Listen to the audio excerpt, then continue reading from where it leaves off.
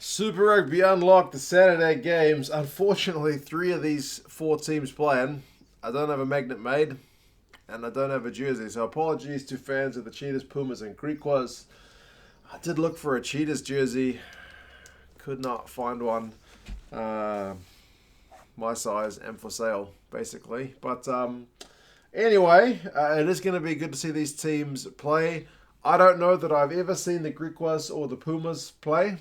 The number of Curry Cup games I've watched is astoundingly low, which is unfortunate, but I am certainly welcoming the chance to get to see these teams have a crack.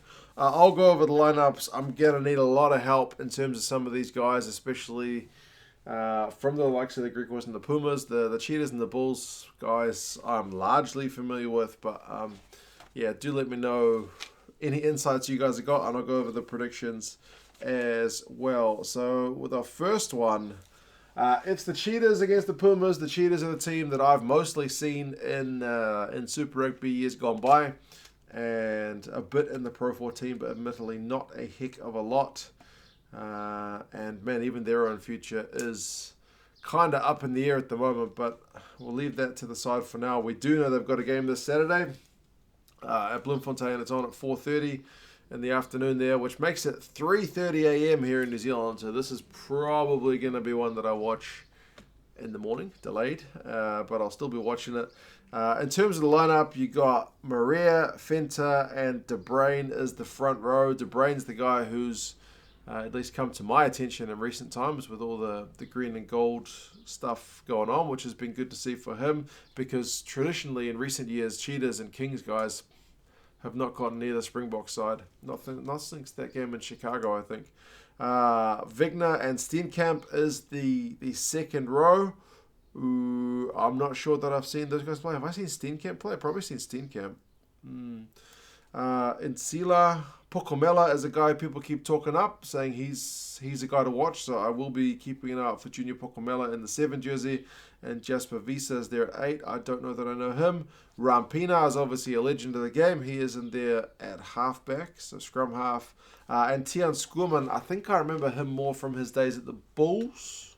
Didn't he used to dye his hair really like a bright blonde, or is he a natural? Don't know. Shouldn't really matter about his hair, but seem to remember him being a pretty useful player. Frontstein, speaking of pretty useful players, is there in the 12 jersey. He had a pretty good run in green and gold. And Bernard Janssen van Rensburg is there at 13, who I don't know that I know a heck of a lot about. Clayton Blommerkees is very familiar. Good guy to have at fullback. Malcolm Yar also seen a bit more of him recently. I've been looking up some of his highlights. And Roscoe Speckman, the signing from the Bulls. We know what he can do as well. So it's a pretty useful looking team. Small Smith on the bench alongside many others. But yeah, I would say at least more than half the team I'm relatively familiar with, which is a good start. Especially when I compare it to the Pumas team, of which I am a wee bit struggling. So tell me which guys to look out for, because I believe there's only one name that struck me as very familiar from the start, and even then I couldn't remember why I knew it. Morgan Nauda, Marco Janssen van Rensburg, and Rowan Kramer is the front row. I don't know how strong they are. They would probably need to be pretty decent up against the Cheetahs pack, but we'll see. LaRue Rutz is the guy whose name I knew at a glance, and it's because he signed for the Tars for a while. I don't think he ever got a game for the Tars, but I know he's a big fella. In the second row, Cameron Lindsay inside the second row alongside him. Daniel Martins, Kwanda Dimaza, and Willy Engelbrecht make out the back row. I don't know. I don't think I know those guys, which again is not about them. That's about me not watching enough Curry Cup. Barely any. Ginter Smuts, Edward Fushi, excuse the pronunciation if I'm butchering them. Let me know those ones as well. Ryan Nell is captain at 12. Wayne van der Bunk is at 13. Neil Moritz, left wing. Luther Obi on the right wing. And Devin Williams at fullback. I looked at the odds. The local bookies here in New Zealand don't actually have this game. They had the Lions and the Sharks on there, but they didn't have this game listed. But Rugby Forecast's algorithm does have the game listed, and they're saying Cheetahs by 5. I did find the international bookmaker who wasn't doing like a point start, but they were doing just betting odds, and the Cheetahs are like $1.04, like $1.04 favorites, which is about as one-sided as it gets. So according to that, the Cheetahs should give the Pumas a bit of a hiding. But I'll take your guys' insights into that. I did look up their Currie Cup records from last year. The Pumas were 1 win and 5 losses, so it wasn't a great year for them last year, but I'm sure the side has probably changed a bit since then. Whereas the Cheetahs won the Currie Cup, but remember that's separate from the Pro 14 team. This seems more like the Pro 14 team. Insights help me would be very much welcomed. That's the first game. The second game is the Bulls and the Griquas. I've obviously seen the Bulls guys play, and I'm fairly familiar with them. They weren't having the best run in Super Rugby prior to lockdown. But remember, Jake White's come in and had a big old clean out. They had a good Super Fan Saturday where they gave the Sharks, who were a good pre-COVID team, they gave them a bit of a hiding. And the Griquas Currie Cup campaign last year seemed to be all right. They had 4 wins and 2 losses. So before the playoffs. So they seem to be doing okay. For the Bulls, Van Rooyen, Els, and Nyakane as the front row. Pretty good. I think the Griquas will be under a bit of pressure there. Jason Jenkins and Nortje are the second row. Jason Jenkins is at least one cap Springbok. Good lock, loose forward, can play blindside as well, or open side. Did he play blindside? I think he played blindside. Either way, Van Staden is your heck of a fetcher there in the 6th jersey. He's going to put them under pressure with the breakdown. Arno Botha is captain at 7. And Tim Agaba, who's also a very good player. I don't think I've seen him play a heap of times. He's been kind of in and out that squad for a couple of years. He's there at 8. Van Sale gets the nod at 9, which means Papier's on the bench. Mornay Stain gets the nod at 10. So his battle up against his opposite number is going to be an interesting one, but I'll get to him in a sec. Hendricks, who was really good in Superfan Saturday, didn't make the green gold squad, is there at 12. And Stedman is at Gans or Hans? He was good in Superfan Saturday as well. He's in the 13 jersey, so dynamic looking midfield. Creel is on the left wing, Ishmael's on the right wing, and Gio Aplon, the veteran, is there at 15. Gaboka is also on the bench. Vermeulen has been named as a non-playing substitute, but like with a number.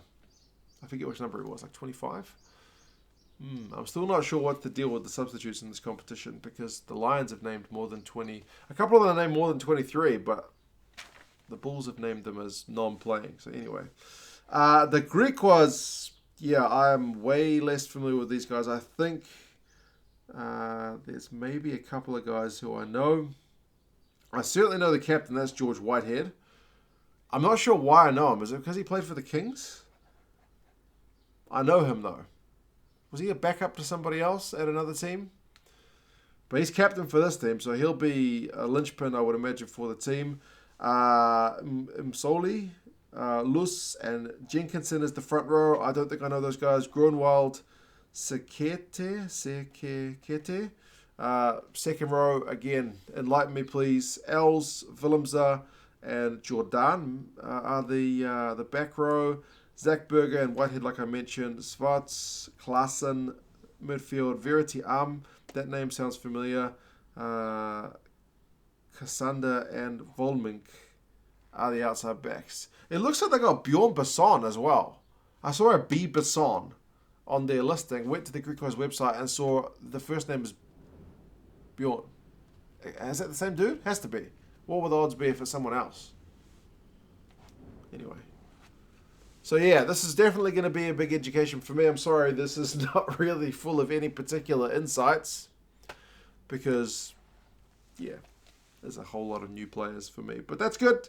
I guess it's like if any South African fans have been checking out the Mitre 10 Cup, there's probably new guys for them as well. If any of you guys watch Super Rugby AU, like with the Western Force, there were a whole heap of new players there, and I was really pleasantly surprised to see some of that talent. So you only get to know these guys by being exposed to the games, and the fact that these are on is very good news. So as I mentioned, Super Sport in South Africa, Sky Sport in New Zealand. I mentioned this in the other video for the Sharks and Lions game. Sky Sports UK, all the regular broadcasts have got a KO in Australia. I still haven't seen it on in America, which is disappointing, but we'll have to wait and see if ESPN Plus pick it up or somebody else. They traditionally have the rights to all the Super Rugby competitions. For this game, I forgot to mention, Rugby Forecast has got the Bulls by 9, and they're $1 favourites, because again, this game wasn't listed with the bookies here in New Zealand. But $1 is literally as favourite as you can get. That would be, I don't know, New Zealand against